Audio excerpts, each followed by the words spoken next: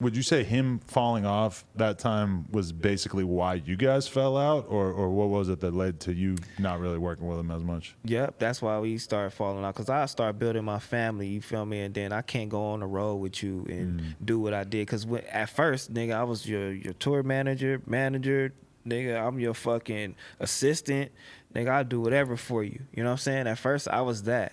And then we created the clothing line. I started getting a little money, but I was going on the road with them. But I'm like, this shit don't make no sense for me. Right. You know what I'm saying? And then the brand started declining. I'm like, I gotta be over here with this baby over here to make sure we good, because this is how I'm eating now with my family, and I got a certain way of living, and this is how I wanna live. Right. You feel me? So ultimately, when that shit started really, really going down the drain, you know, I tried to revamp it, do some new designs, do some, you know, have a new little marketing scheme, a new drop come out. And, you know, behind my back, this bitch ass nigga go start something else. You know? What was that? You know, some shit he started. I don't know. And I forget the name. What was the name of that shit? Oh, yeah, some Asian shit this nigga started, you know what I'm saying? And then he dropped the shit. Like, Last King Stores is right here in Orange Grove. He dropped the shit at that store right on the corner of Fairfax and Melrose. Oh, the like, gallery? Yeah, you know what I'm saying? So that shit had me hot, right? Everybody like, what you gonna do? Because I'm over here, I gave these niggas jobs and all this shit. I'm the cool owner. I'm over here every day. And they like, and that shit just fucked everybody up too. So they like, looking at me like, oh, Tyga don't fuck with you no more? So it's just like I had to dumb it down for myself, act like I was supportive, go over there, steal like a bitch, and you know, and be cool and all of that shit. But then the brand really just took a dive, and then one day we was on the phone or whatever. He was like, "You always talking about Last King," and I'm like, "Nigga, fuck you." That's when it just, you know, that was it. That was it. You know, nigga, this is my baby, so I take care of my family. Bitch, you supposed to be helping me, nigga. What was his mistake? Turning you into an entrepreneur? Or like really putting that battery in your back? Because it occurs to me that if he had not given you as much of an opportunity, or not given you the ownership stake or whatever, if he had kind of kept you in your place, that it probably would have worked out better for him. Oh God, and worse for you. If he didn't lace me with some game, but either or, I was still soaking it up. I was still soaking it up, and still coming from where I came from. I already had a little money. I already experienced all of this kind of little shit. I just never traveled. Right. You know what I'm saying? So I still was going to make a way regardless. You know what I'm saying? And in the midst of that, we really started falling out, because Last King got sued. He got sued. There's so many fucking times he getting sued for all type of shit.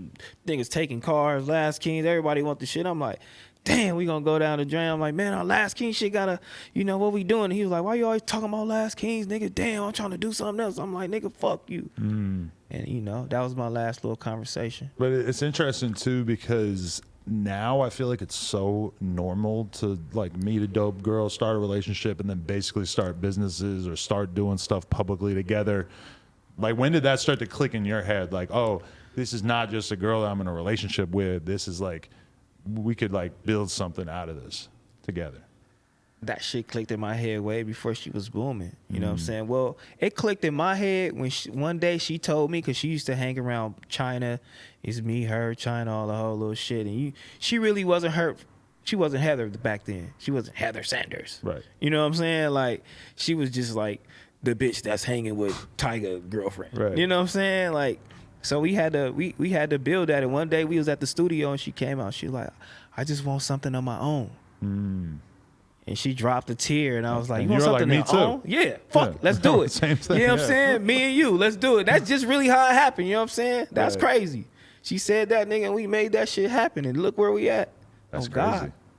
At the studio on Lancashire. Right. Not even in North Hollywood. Did you decide to come here and start podcasting with us because of the fact that Blac Chyna has kind of become like the no jumper, like public enemy #1 after that interview? Like the fans bring her up and talk about her like I have this personal animosity towards her, which I do not give a fuck. Yes, I think she seems like a shitty person, but I mean, I could say that about all kinds of fucking celebrities, you know? Like I don't know. Is that why you came here? You're like, I'm gonna get back at Blac Chyna again. Blac Chyna in the start, she was a shitty person. Maybe she grew. You know what I'm saying? Maybe she grew. Based on that interview, I would say no. Man, her and Heather had a big falling out. That big crazy falling out. And it was so crazy, but I think she grew because she seen Heather like a couple years later, and she was like, "I just want to tell you I'm sorry," blah blah blah. Then I seen your interview, and I'm like, she cold as a motherfucker. Blac Chyna and Tyga kind of seem perfect for each other. I'm almost surprised it didn't last longer. Because she was crazy as fuck. Yeah, she was crazy as a motherfucker. Yeah. I helped his uncle pack her shit. All her clothes. Look, she was arguing with this nigga one day. It was crazy, and everybody was like, you know what? We fucking fed up, nigga. These motherfuckers is in Calabasas, in the Oaks, in the second gate where all the big-ass houses at.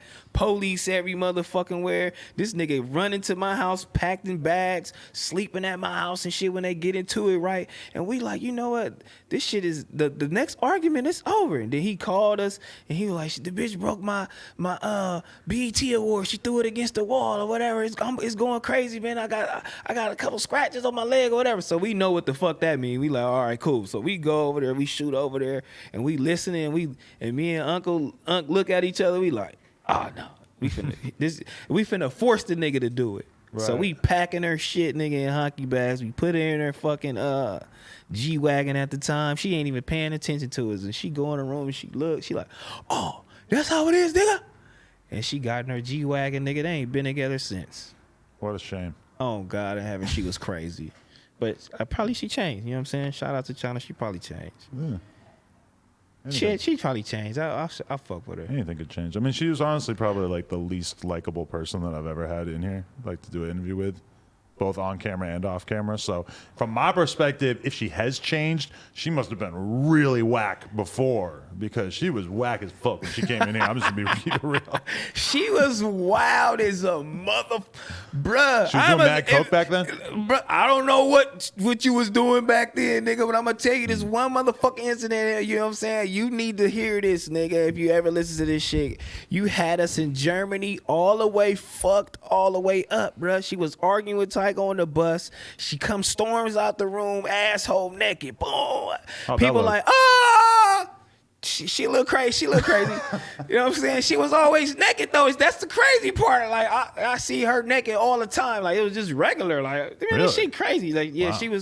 She didn't give a fuck, bro. Like she not no insecure bitch or nothing like that. She didn't give a fuck. So she come out screaming, ah!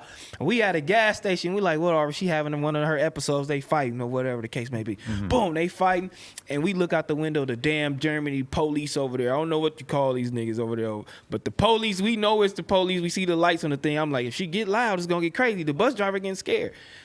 Next thing you know, bus driver get out. He's scared the police come walking over there. Damn. And we can't have weed. You know what I'm saying? Germany. Right. We had a little nug. Somebody throw it in the toilet. Before that, they like, everybody get off the bus. We get searched. Most embarrassing shit ever, homie, in Germany. They make us pull down our pants. Wow. Ass showing. Let me see what y'all got. What? I'm like, bitch, you got me fucked all the way up at the time. Wow. But yeah, she was wild. She made us go through crazy shit like that, dog. Crazy shit. A lot of this, like when I think about the T-Rell that I know, who's a family man, who enjoys spending time at home, enjoys spending time with his girl, his kids, it sounds like a lot of the clout-soaked experiences that you had might have kind of turned you off to being around people. Like early in your career, you're kind of willing to be around some shitty-ass people just because of the opportunity. Just shitty ass people, disloyal motherfuckers, shiesty people, look you in your eye, just lie to you. Like it was just so devilish for real. Like for the music, for the hit, for the beat, for the producer to get in there. Like and we just lying all fucking day. Every day we lying. You know what I'm saying? And it's just like, fuck, that shit take a toll on you. I don't want to do this shit no more. I'm out of here. Like, wow, really? Bruh, that shit was just took a toll on me. That's like mentally, like, and just me getting into it with my friends. Like, YG was my friend. Like, for instance, like Mustard is my friend. Like, and I had to get into. I got into it with so many people for this nigga. You know what I'm saying? Like, even Chris Brown. Like, we had words. Like, but I gets into it with YG. I gets into it with Mustard.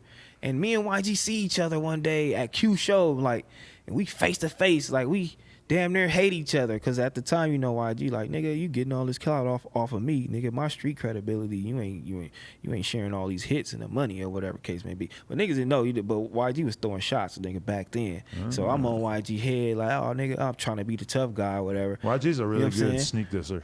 Yeah, he was sneak dissing. He was for dissing sure. Drake on the podcast. I didn't even know. For real? I love Drake. That's crazy. And then they're fucking like YouTube videos about it, and I'm like, oh, that's what that meant. Okay, I thought he was just like talking shit in general. Why the fuck would you diss that nigga? Got a big ass song. But whatever. I would see that nigga at the show, and we almost get out too. Not Drake. Oh, Draco. Yeah. Oh, I was about to say. Oh yeah. Oh yeah. I knew. How the fuck you didn't know that? I don't know. I might have just not been on my. People think I get everything. Oh, okay. He's saying some shit about the truth, or like, you know, we know who the truth is, or whatever. And like in retrospect, it's like, oh, duh. Yeah. But then Draco did the same thing. He sneaked dissed some people in the interview too. He was doing more than sneak dissing niggas too. He was blatantly dissing niggas. That's you know fair. what I'm saying? Yeah. But okay, so did that? But what about the YG thing? Did you like patch it up with him there, or? Yeah, I had to patch it. Like that took so much. I'm just bringing it up because it just took so much energy out of me, and it was just like that's not what we supposed to do. We supposed to be friends, and I was getting into it with this nigga like with everybody, and I was like, man, I ain't doing that shit for you, because it's like the evil shiesty shit. Oh, he didn't give me the beat. Oh, fuck him. So now it's fuck him, because that's the type of nigga it is. If you tell me fuck Phil, is fuck Phil. Fuck Phil.